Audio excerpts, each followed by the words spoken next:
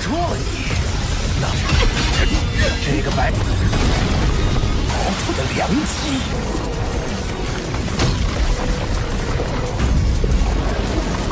火云。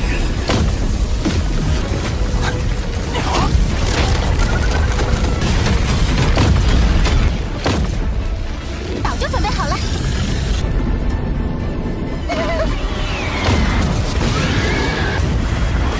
火花可是界中者，是一座飞。媲美不朽神灵的一击。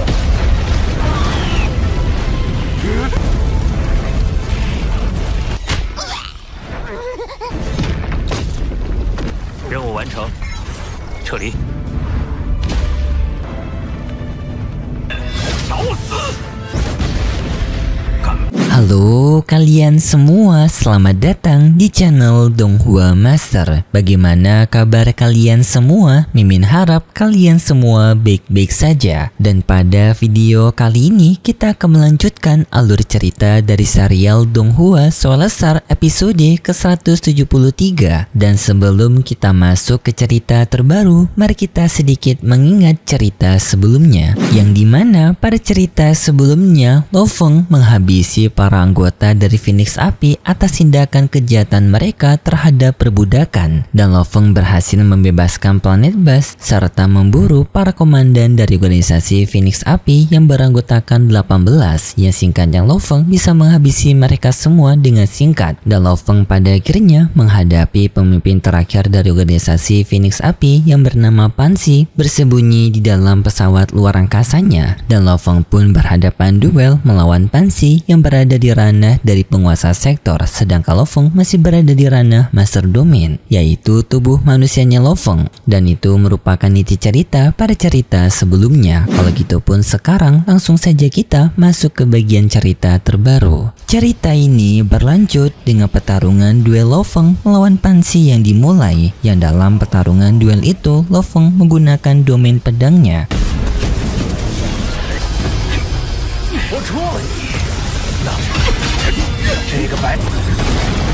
Sedangkan Pansi langsung mencoba untuk menyerang Lo Feng, yang di sini mereka berdua beradu serangan jarak dekat. Tetapi sebenarnya dalam pertarungan ini Pansi tidak berniat untuk mengalahkan Lo Feng, dirinya hanya ingin mencari cara agar bisa kabur melarikan diri, yaitu dengan mencari kesempatan Dylan tidak mengawasinya. Dan dalam pertarungan duel Pansi melawan Lo Feng, Pansi merendahkan Lo Feng dengan mengatakan Lo Feng terlalu berani untuk melakukan pertarungan jarak dekat melawan ia, yang padahal kekuatan fisik mereka sangat berbeda jauh. Dirinya berada di penguasa sektor sedangkan Lo Feng masih berada di Master Domain. Tetapi dalam pertarungan duel jarak dekat tersebut Pansi langsung dikejutkan dengan serangan Lo Feng ternyata yang sangat kuat. Pansi mengakui dirinya telah salah menilai Lo Feng, dan dirinya sadar jika saja tubuhnya tidak dilindungi oleh Rotan Rabbing Cloud miliknya, maka serangan Lo Feng akan bisa menghancurkan tubuhnya. Pertarungan di antara mereka berdua semakin sengit, yang pada akhirnya Pansi menuju ke Rotan Rabbing Cloud-nya yang berada di ranah penguasa sektor tingkatan ke-6.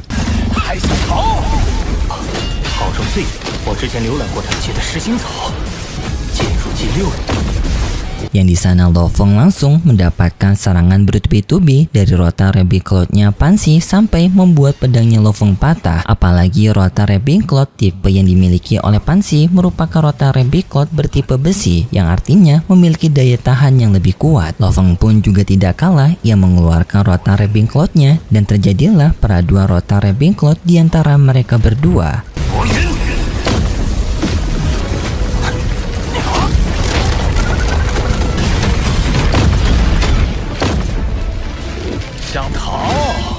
Tetapi di tengah pertarungan itu Pansi lagi-lagi menunjukkan rahasianya, yang ternyata Pansi memiliki tanaman merambat peri yang berada di ranah dari penguasa sektor tingkatan ke-9. Hal ini pun membuat Dylan sangat kaget bagaimana bisa Pansi memiliki dua tanaman yang berada di ranah penguasa sektor, dan bagaimana Pansi bisa mengurusi kedua tanaman ini yang sangat langka dan juga merepotkan.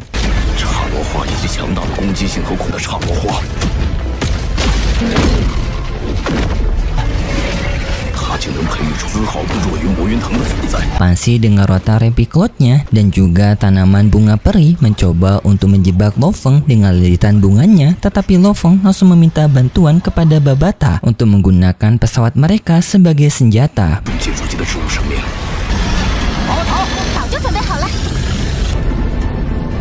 Babata memahaminya, langsung pun Babata mengendalikan pesawat meteoroid, yang pesawat meteoroid dijadikan pisau memotong tanaman merambat milik Pansy.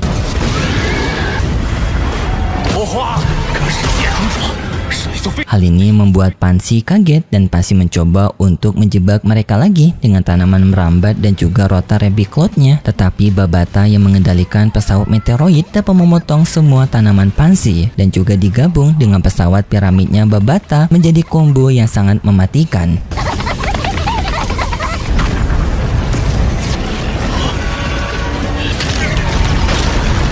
Dan di sana Pansy mencoba untuk melindungi dirinya sendiri dari serangan pesawat meteoroidnya Babata menggunakan Rotary Picklot yang ia bentuk menjadi bola perisai. Tetapi hal tersebut tidak berhasil karena pesawat meteoroid dapat mengebor Rotary Picklotnya Pansy sampai membuat Rotary Picklotnya Pansy pun terpatahkan, dan langsung pun Babata menghabisi Pansy dengan senjata laser, mengakibatkan Pansy tewas dalam pertarungan, dan pertarungan ini pun telah dimenangkan oleh Lo Feng bersama dengan Babata.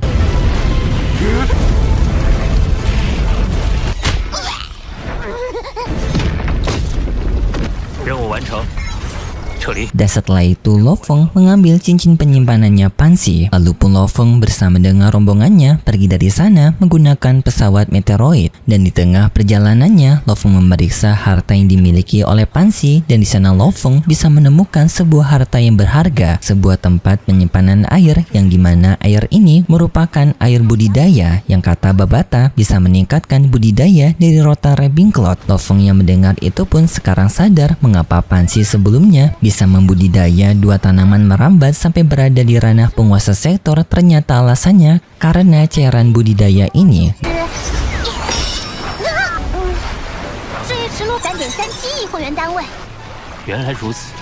Lo Feng pun menjadi senang karena dengan cairan budidaya ini Lo Feng akan bisa meningkatkan Rotary Picklotnya. Babata juga memberitahu kalau cairan budidaya ini merupakan harta yang bernilai sangat tinggi, bahkan sampai 6 miliar logam campuran, sebuah harta yang sudah sangat dinilai tinggi bahkan bagi ranah Undying. Mendengar hal itu membuat Lo Feng menjadi sangat kaget. Setelah itu Lo Feng mendapatkan laporan dari Virtual Company mengenai misi yang telah Lo Feng selesaikan, yang dimana dari laporan tersebut Lo Feng bisa mendapatkan penilaian yang sangat baik, yang dimana Lo Feng mendapatkan 82% kepuasan dalam misi ini, membuat Lo Feng mendapatkan 82.000 poin. Dan dalam misi penilaian ini Virtual Company menilai kebaikan Lo Feng dalam memutuskan keputusannya. Walaupun dalam misi ini Lo Feng menghabisi banyak sekali para anggota yang bersalah, tetapi Lo Feng menghabisinya bukan dengan emosi ataupun keegoisannya, tetapi Lo Feng menggunakan akalnya, yaitu menilai mana yang salah dan mana yang layak untuk mendapatkan hukuman mati dan mana yang layak nyawanya diampuni. Babata pun juga memberitahu kepada Lo Feng mengenai misi keduanya Lo Feng, yang dimana sekarang Lo Feng diperbolehkan untuk melanjutkan misinya karena misi ini adanya 4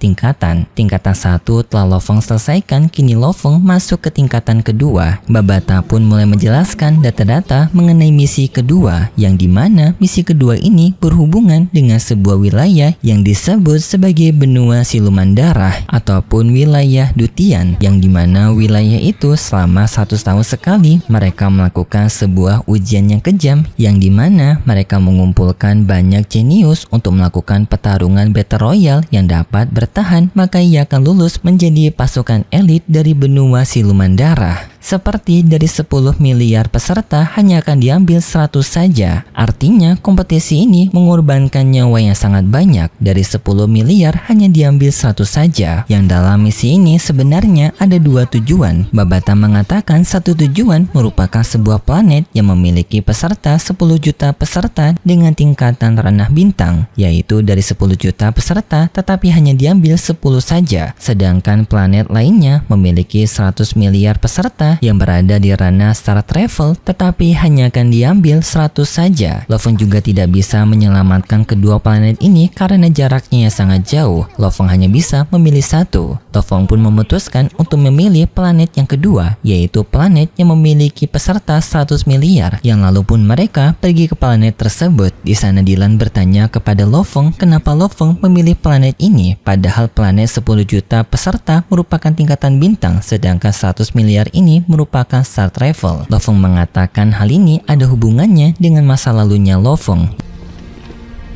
我的家，一种选择就100亿行星级呢。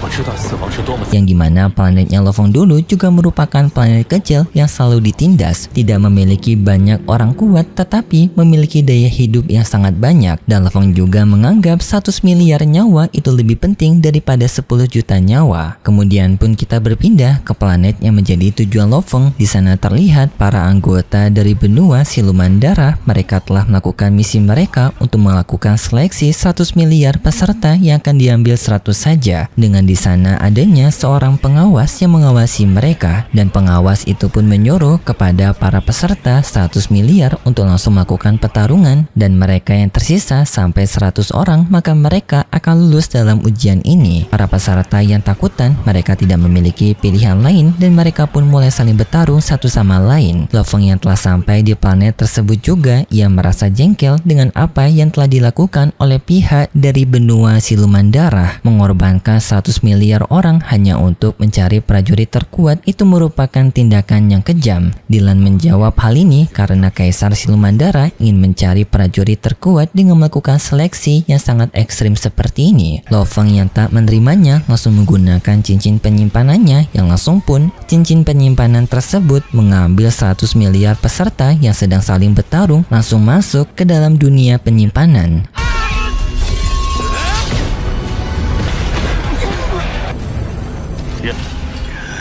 Hal ini pun membuat para anggota siluman darah menjadi kaget di mana peserta mereka, dan singkatnya Lo Fong berniat untuk pergi dari sana, tetapi para anggota siluman darah telah mengetahui Lo Fong merupakan pelakunya. Mereka menyuruh kepada Lo Fong untuk mengembalikan para tawanan mereka, tetapi Lo Fong tidak mau, sambil mengatakan kalau Lo Fong bersama dengan Dylan merupakan anggota dari virtual company. Tetapi anggota siluman darah mereka tetap memaksa dengan mereka menyerang Lo Fong. Untungnya Dylan dengan segera menahan mereka semua, dan pada akhirnya Dylan menghabisi mereka semua dengan kekuatan mentalnya.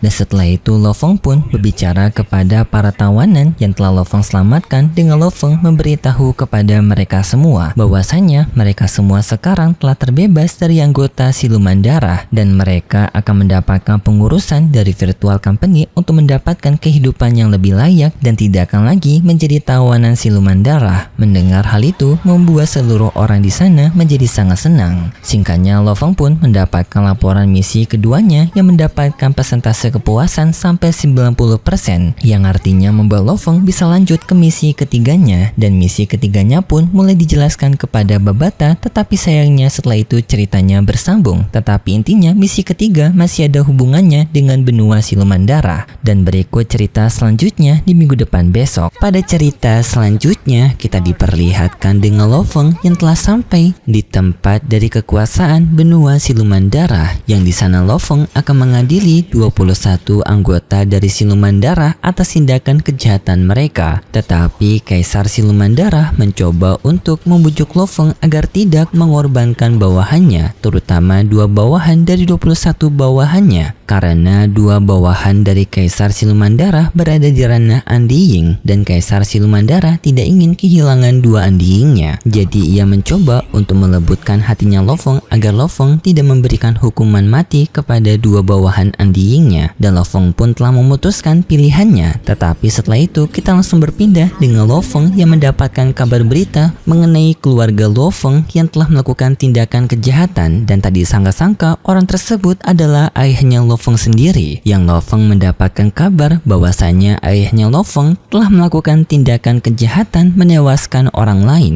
Yang kabar berita itu membuat Lo Fong kaget, dan itu cerita yang akan kita lihat nanti untuk episode selanjutnya di minggu depan besok. Seperti biasa, Mimin mengingatkan kalau cerita ini merupakan cerita dongeng fiksi yang tak nyata, yang hanya bertujuan sebagai penghibur saja, tidak ada hubungannya dengan dunia nyata ataupun menyinggung keimanan kita. Kalau gitu pun terima kasih buat kalian semua yang sudah menonton video ini sampai akhir. Jika kalian suka dengan video kali ini, bisa beri like serta subscribe dan sampai jumpa di video selanjutnya. See ya!